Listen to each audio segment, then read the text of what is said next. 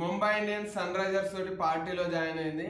అంటే వాళ్ళు కూడా 5 మ్యాచ్లలో 4 ఓడిపోయారు. నిన్న మనం 5 మ్యాచ్లలో 4 మనం నిన్న ఓడిపోయినాం కదా గుజరాత్ పైన. ఈ రోజు రాయల్ ఛాలెంజర్స్ బెంగళూరు తోటి జరిగిన మ్యాచ్ లో ముంబై ఓడిపోయింది అన్నమాట. దాంతో 5 మ్యాచ్లలో 4 మ్యాచ్లు ఓడిపోయిన 2 టీంలు.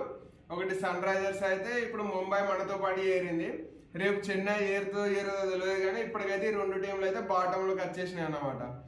అయితే ఇక ఈ మ్యాచ్ గురించి కనుక మనం మాట్లాడుకుంటే ఫస్ట్ బ్యాటింగ్ చేసిన బెంగళూరు అయితే 221 రన్స్ అనేటివి కొట్టింది అనమాట. కాకపోతే స్టార్ట్ వాళ్ళు అనుకున్నట్టు మాత్రం దొరకలేదు. ఎందుకంటే ఫస్ట్ ఓవర్ లోనే ఫిల్ సాల్ట్ అవుట్ అయింది. Inform batsmen Phil Salt first over లోనే ట్రెంట్ బౌల్ట్ కి అవుట్ అయింది అనమాట. అయితే బౌల్ట్ కి ఇది ఐపీఎల్ లో 32వసారి ఫస్ట్ ఓవర్ లోనే వికెట్ తీయడం. బౌల్ట్ కి ఇది 32వసారి.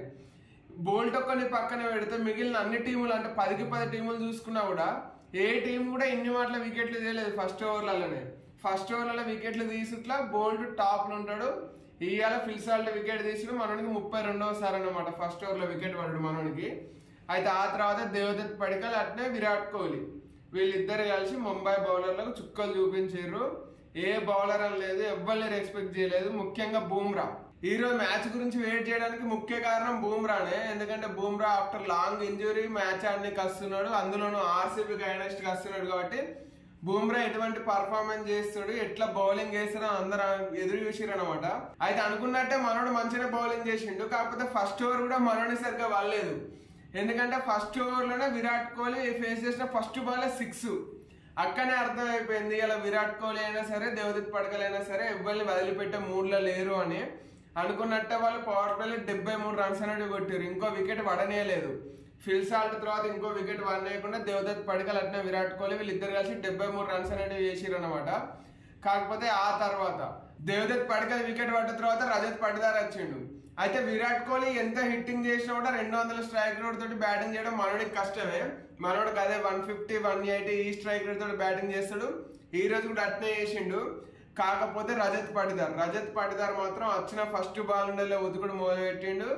ఏ టైంలో కూడా 200 స్ట్రైక్ రేట్ కంటే తక్కువ ఆడలేదు. లాస్ట్ కు 32 బాల్లలో 64 రన్స్ అనేవి కొట్టి అవుట్ అయిన అనమాట. అప్పుడు కూడా 200 స్ట్రైక్ రేటే. ఇక్కడ మనోడు హాఫ్ సెంచరీ చేసిన అట్నే విరాట్ కోహ్లీ కూడా 42 బాల్లలో 60+ రన్స్ అనేవి కొట్టిండు. మనోడు కూడా హాఫ్ సెంచరీ పూర్తి చేసుకున్నాడు. అయితే వీళ్ళిద్దరు వికెట్లు వెంటనే పడ్డాక లివింగ్ స్టోన్ వచ్చిండు. లివింగ్ స్టోన్ గురించి కూడా తెలిసిందే. మనోడు గెలిచే మ్యాచ్లలో ఎప్పుడు పర్ఫార్మెన్స్ చేయడు. ఆర్సీబీ ఫ్యాన్స్ అందరూ కూడా క్లారిటీ గుర్తు పెట్టుకోవాలి. అది ఫస్ట్ బౌలింగ్ అయినా బ్యాటింగ్ అయినా సరే లివింగ్ స్టోన్ మంచిగా పర్ఫార్మెన్స్ చేసినంటే టీమ్ 100% ఓడిపోతుంది. అదే లివింగ్ స్టోన్ ఫ్లాప్ అయితే గెలిచే ఛాన్సులు ఉంటాయి. ఎందుకంటే మనోడు వికెట్స్ తీసినా రన్స్ చేసినా కూడా ఎప్పుడు విన్నింగ్ కాజ్ లో ఉండవు, అవి ఎప్పుడు లూజింగ్ కాజ్ లోనే ఉంటాయి. అందుకే ఆర్సీబీ ఫ్యాన్స్ అందరూ ఇది మాత్రం గట్టిగా గుర్తు పెట్టుకోవాలి. ఈ రోజు కూడా లివింగ్ స్టోన్ వచ్చి 4 బాల్ ఆడిండు, డక్ అవుట్ అయిపోయిండు. కాకపోతే ఆ తర్వాత జితేష్ శర్మ. ఈ రోజు ఆర్సీబీ ఏరుకున్న 221 స్కోర్ కారణం ఎవరు అంటే జితేష్ శర్మ. మనోడు 200, 300 స్ట్రైక్ రేట్ తక్కువ ఆడినా లేదు. వచ్చిన ఫస్ట్ బాల్ ఉండలే ఊపుడు మొదలు పెట్టిండు. సేమ్ రజత్ పటిదార్ ఎక్కడైతే వదిలేసిపోయిండో అక్కడ నుండే జితేష్ శర్మ అందుకున్నాడు. 18 బాల్లలోనే 40+ రన్స్ అనేవి చేసిండు అనమాట. మనోని హిట్టింగ్ చేయబట్టే అందులోనూ లాస్ట్ ఓవర్ లో జస్ప్రీత్ బుమ్రాకు 6 చేస్తాడు. అది మాత్రం సూపర్ అనిపించింది. అయితే మనోని ఇట్లా ఫియర్లెస్ హిట్టింగ్ చేయబట్టే ఆర్సీబీ 221 స్కోర్ దగ్గరికి ఏరుకోగలిగింది. ఈ రోజు ముంబై మొత్తం 7 బౌలర్లను వాడింది అనమాట. అయినా కూడా ఉపయోగం లేకుండా పోయింది. 221 స్కోర్లు తిన్నారు వాళ్ళు. ఇక ఆ తర్వాత 222 టార్గెట్ తోటి చేసింగ్ వచ్చింది ముంబై చేసింగ్ వచ్చింది. రోహిత్ శర్మ ఇంపాక్ట్ ప్లేయర్ గా వచ్చిండు. మనోడికి ఫీల్డింగ్ చేయడం అయితలేదు, లేదంటే ఇంజురీ అన్న సాకో, లేదంటే మెల్లమెల్లగా టీంలోకి వెళ్ళి తప్పిద్దామనే ప్లాన్ ఏందో తెలియదు. కానీ మనోడిని ఇంపాక్ట్ ప్లేయర్ గా వాడుతున్నారు. టీమిండియా కెప్టెన్ ఇంపాక్ట్ ప్లేయర్ గా వాడుతున్నారు. ఇంపాక్ట్ ప్లేయర్ గా వచ్చిండు. లాస్ట్ 4 మ్యాచ్ లెక్క కాకుండా ఈ మ్యాచ్ లో మనోడికి మంచి స్టార్ట్ అనేది దొరికింది అనమాట. 4లు 6లు కొట్టడం మొదలు పెట్టిండు. మంచి టచ్ లోకి వస్తున్నాడు అనుకున్న టైంలోనే ఎస్ దయాల్ ఇన్ స్వింగర్ వేసిండు, లేపేసిండు. తెలిసిందే కదా రోహిత్ శర్మకి ఇన్ స్వింగర్ ఆడడం చాలా కష్టం. మనోడు లోపలికి వచ్చే బాల్ సరిగ్గా ఆడలేకపోతున్నాడు. అది అందరికి తెలిసిందే. అందులో కష్టపడతా ఉంటాడు. ఈ రోజు కూడా ఎస్ దయాల్ బాల్ అనేది లోపలికి మూవ్ చేసేసరికి మనోడు బోల్డ్ అయిపోయింది అనమాట. ఆ తర్వాత రికెల్టన్ కు తోడు విల్ జాక్స్ వచ్చిండు. అయితే ఆర్సీబీ ఎక్స్ ప్లేయర్లు అందరూ ఆర్సీబీ పైన సూపర్ గా ఆడుతారు. సిరాజ్ ను కూడా మొన్న మనం లేటెస్ట్ ఎగ్జాంపుల్ గా చూసినాం. దాంతో ఈ రోజు మ్యాచ్ లో క్రూషియల్ వికెట్ ఎవరు అంటే విల్ జాక్స్. ఎందుకంటే లాస్ట్ ఇయర్ ఆర్సీబీ ఇచ్చిన కంబ్యాక్ కారణం మనోడే. కాకపోతే అటువంటి మనోడిని ఆర్సీబీ వదిలేసింది, ముంబై తీసుకున్నది. కాబట్టి ఈ రోజు మ్యాచ్ లో విల్ జాక్స్ క్రూషియల్ అవుతాడని అందరు అనుకున్నారు. కాకపోతే మనోడు ఏమాత్రం తన ఎఫెక్ట్ చూపించలేకపోయినా అనమాట. లాస్ట్ ఇయర్ 2 నెలల సగం కూడా లేదు. ఈసారి ఈ ఆర్సీబీ మ్యాచ్ అయితే అస్సలే లేదు. అటు రికెల్టన్, ఇక్కడ మనోడు విల్ జాక్స్ ఇద్దరు కూడా జస్ట్ ఈ అండర్ 20 రన్స్ కూడా కొట్టక ముందే అవుట్ అయిపోయారు అనమాట.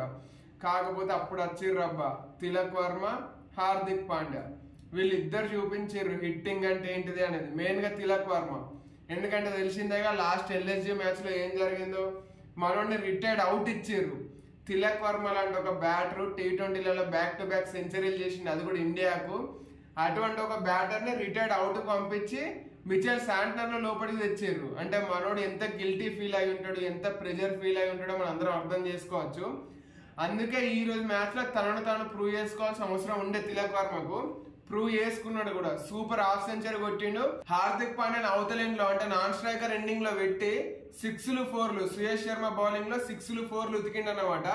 అక్కడంటే ఇండైరెక్ట్ గా చూపించిండు వాళ్ళ కెప్టెన్ కు, నాలో ఉన్నది ఇది, నా లోపల ఇంత ఫైర్ ఉన్నది, నేను చూపించే ఎఫెక్ట్ ఇట్లుంటది, నన్ను ఎట్లా బయటకు పంపిస్తారని ఇండైరెక్ట్ గా చూపించిండు. కాకపోతే ఆ నెక్స్ట్ ఓవర్లోనే నీకు నేను గురువుని అన్నట్టు, నేను నీ కెప్టెన్ అన్నట్టు మనోడు ఉతికిండు అయ్యా. జోష్ హెజల్వుడ్, హార్దిక్ పాండ్యా 2 6లు 2 4లు మామూలు ఉతకలేదు. అక్కడ ఉండే గేమ్ మొత్తం టర్న్ అయిపోయింది. హార్దిక్ పాండ్యా క్రీజ్ లోకి వచ్చే వరకు ముంబైకి విన్ కావాల్సిన required run rate 15 points plus. 15 point plus ఉన్న రిక్వైర్డ్ రన్ రేట్ ను 12 అండర్ 12 పట్టుకొచ్చి రెండింగ్ మూమెంట్ కి వచ్చేసరికి. దానికి కారణం ఇక్కడ తిలక్ వర్మ, అక్కడ హార్దిక్ పాండ్యా ఇద్దరు కూడా ఎవ్వరు అనేది చూడలేదు, ఉతుక్కుంటూనే వేరు. కాకపోతే వీళ్ళని ఫస్ట్ మెల్లగా బ్రేక్ వేసింది ఎవరు అంటే భువనేశ్వర్ కుమార్.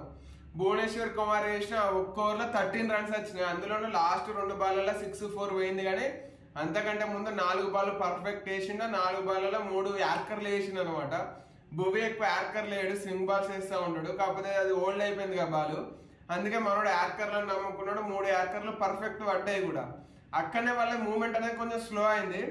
అయితే ఇక ఈ రోజు మ్యాచ్ లో కృణాల్ పాండ్యా వర్సెస్ హార్దిక్ పాండ్యా, ఇది అందరూ చూడాలనుకుంటారు. ఎందుకంటే ఇద్దరు బ్రదర్స్ కాబట్టి వీళ్ళిద్దరి మధ్యలో ఎట్లుండబోతున్నారని అందరు చూడాలనుకుంటారు. కృణాల్ పాండ్యా బౌలింగ్ లో ఫేస్ చేసిన ఫస్ట్ బాల్ నే హార్దిక్ పాండ్యా 6 ఉతికేసిండు. ఆ తర్వాత కూడా అన్నా అని కూడా కనీసం కనికరం చూపించలేదు. మనోడి బౌలింగ్ లో కూడా ఉతికింది అనమాట. ఆ ఉతుకుడు చేయబట్టే ముంబై యొక్క రిక్వైర్డ్ రన్ రేట్ అనేది తగ్గిందనమాట. దాంతో వాళ్ళకి లాస్ట్ 3 ఓవర్లలో 41 రన్స్ కావాలి. ఆ టైంలో మళ్ళీ వచ్చిండు భువనేశ్వర్ కుమార్. భువనేశ్వర్ కుమార్ ఒక్క వికెట్, పాండ్యా వికెట్ అయినా తిలక్ వర్మ వికెట్ అయినా ఏ వికెట్ తీసినా మ్యాచ్ మళ్ళా ఓపెన్ అవుతుంది. ఎందుకంటే అప్పటి వరకు 1 సైడెడ్ హిట్టింగ్ జరుగుతుంది అనిపించింది, మ్యాచ్ ఖచ్చితంగా ముంబై గెలుస్తుంది అనిపించింది. కాకపోతే భువనేశ్వర్ కుమార్ వచ్చిండు, అందరు ఎక్స్పెక్ట్ చేసినట్టే తిలక్ వర్మను అవుట్ చేసిండు. తిలక్ వర్మను అవుట్ చేసిన తర్వాత ఆటోమేటిక్ గా ప్రెజర్ అనేది వాళ్ళ పైకి పోతుంది. కాకపోతే ఆ ప్రెజర్ ని వాళ్ళ పైకి రానియకుండా నమందీర్ వచ్చే first ball 6 straight 6 Bhuvneshwar Kumar bowling లో సూపర్ కొట్టిండు, మజా అనిపించింది. కాకపోతే ఆ నెక్స్ట్ బాల్ కి మళ్ళీ భువి కంబ్యాక్ ఇచ్చిండు సూపర్ యార్కర్ తోటి. ఈ రోజు భువి ఎక్కువ యార్కర్లు వేసిండు విరుద్ధంగా లాస్ట్ 2 ఓవర్లలో.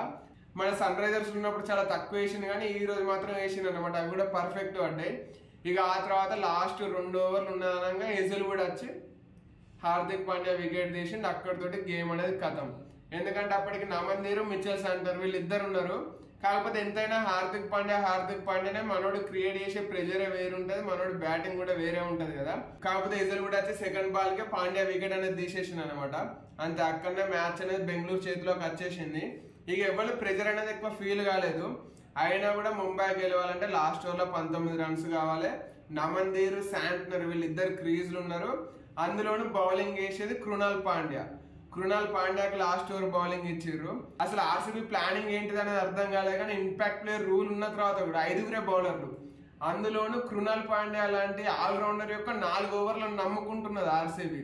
మరి ఎందుకు ఇట్లా వాళ్ళు మొత్తం మళ్ళా వాళ్ళ బ్యాటింగ్ ఆపించుకే పోతున్నారు, బౌలింగ్ పైన ఎక్కువ దృష్టి పెట్టట్లేదు. ఈ రోజు మాత్రం ఎండింగ్ వరకు వచ్చి బయట పడ్డారు. కానీ ఏదో ఒక రోజు మాత్రం ఇది వాళ్ళకి గట్టిగా దెబ్బ కొడుతుంది. ఎందుకంటే వాళ్ళు ఇంకో 6వ బౌలర్ని పెట్టుకోవాలి, లేదు అంటే వాళ్ళకన్నా ఇంజురీ అయితే కష్టం అవుతుంది. అయినా కూడా Krunal Pandya last over bowling 19 రన్నులు, నమందీర్, మిచెల్ శాంట్నర్, ఇది సెటప్. ఆ సెటప్ లో ఫస్ట్ బాల్ శాంట్నర్ వికెట్ అనేది తీసిండనమాట. అయితే ఆ వికెట్ తీసిన వెంటనే తన బౌలింగ్ లో పిచ్చి రన్స్ అనేవి కొట్టి తన బ్రదర్ పాండ్యా అంటే హార్దిక్ పాండ్యాని చూసుకుంటా వికెట్ అని చూపించింది అనమాట. అది మాత్రం కొంచెం బ్రదర్ మూమెంట్ అనిపించింది. ఆ నెక్స్ట్ బాల్కే మళ్ళీ వికెట్ పడింది. దీపక్ చార్ వచ్చిండు, ఊపుదామని ట్రై చేసిండు. ఆ క్యాచ్ మాత్రం ఫిల్ సాల్ట్ ఆడిన టిమ్ డేవిడ్ వీళ్ళిద్దరు కలిసి సూపర్ పట్టిర్రు. అట్లా రెండు బ్యాక్ టు బ్యాక్ వికెట్స్ పడ్డాయి అనమాట. హ్యాట్రిక్ పడేదని అనుకున్నా, కాకపోతే జితేష్ శర్మ స్టంపింగ్ మిస్ చేసిండు. ట్రెంట్ బోల్ట్ని స్టంప్ చేసే ఛాన్స్ వచ్చింది, కాకపోతే జితేష్ శర్మ మిస్ చేసిండు. అయినా అప్పటికే మ్యాచ్ అనేది ఆర్సీబీ చేతిలోకి వచ్చేసింది. అందులోనూ మళ్ళీ లాస్ట్ 2 బాల్ ఉండగా 13 రన్స్ అనేటివి కావాలి. ఎక్కడ 2 సిక్స్లు కొడతారో అనుకున్నారు, కానీ నమంది ట్రై చేసిండు, కాకపోతే వికెట్ అనేది ఇచ్చేసిండు అనమాట. అట్లా కృణాల్ పాండ్యాకు లాస్ట్ ఓవర్లో 3 వికెట్లు పడ్డాయి. దాంతో 12 రన్ల తేడాతో, అంటే లాస్ట్ బాల్ డాట్ అయింది, అందువల్ల 12 రన్నుల తేడాతోటి ఆర్సీబీ అనేది ముంబై పైన గెలిచింది. ఈ గెలుపుతోటి ఆర్సీబీ పోయి గుజరాత్ ఢిల్లీ తోటి జాయిన్ అయితే ముంబై వచ్చి మనతోటి జాయిన్ అయింది ఎస్ఆర్హెచ్ తోటి. 4 లాస్లు అన్నమాట. మన 4 లాస్లే, వీళ్ళే 4 లాస్లే. ఇక రేపు డబుల్ హెడర్ మ్యాచ్లు, లక్నో వర్సెస్ కోల్కతా, అట్నే చెన్నై వర్సెస్ పంజాబ్ మధ్యలో రేపు డబుల్ హెడర్ మ్యాచ్లు అనేవి ఉన్నాయన్నమాట. మరి ఈ మ్యాచ్ లో పంజాబ్ పైన చెన్నై కానీ ఓడిపోతే వాళ్ళు వచ్చి మనతోటి జాయిన్ అవుతారు. ఈ కోల్కతా లక్నో ఇద్దరు 2-2 గెలిచిరు కాబట్టి వాళ్ళు మనతోటి జాయిన్ కారు. కాకపోతే చెన్నై ఇప్పటి వరకు 4 ఇట్లా ఒకటే గెలిచింది, అందుకే వాళ్ళు రేపు మ్యాచ్ ఓడిపోతే మనతోటి అట్లా ముంబై తోటి వచ్చి జాయిన్ అవుతారు అనమాట. కాబట్టి నేనైతే రేపు చెన్నై ఓడిపోతుందని అనుకుంటాను పంజాబ్ చేతిలో, ఎందుకంటే వాళ్ళ బ్యాటింగ్ అంత ఘోరంగా ఉన్నది కాబట్టి 180 ప్లేస్ కొడితే కథ చెన్నై ఓడిపోయినట్టే. మరి మీరేమనుకుంటున్నారు, రేపు చెన్నై గెలుస్తుంది అనుకుంటున్నారా, ఓడిపోతుంది అనుకుంటున్నారా అనేది నాకు కామెంట్ చేయండి. అట్నే ఇంకో మ్యాచ్ అంటే లక్నో వర్సెస్ కేకేఆర్ మ్యాచ్ లో నేనైతే లక్నో గెలుస్తుంది అనుకుంటున్నా. ఏమైతే రేపు చూద్దాం.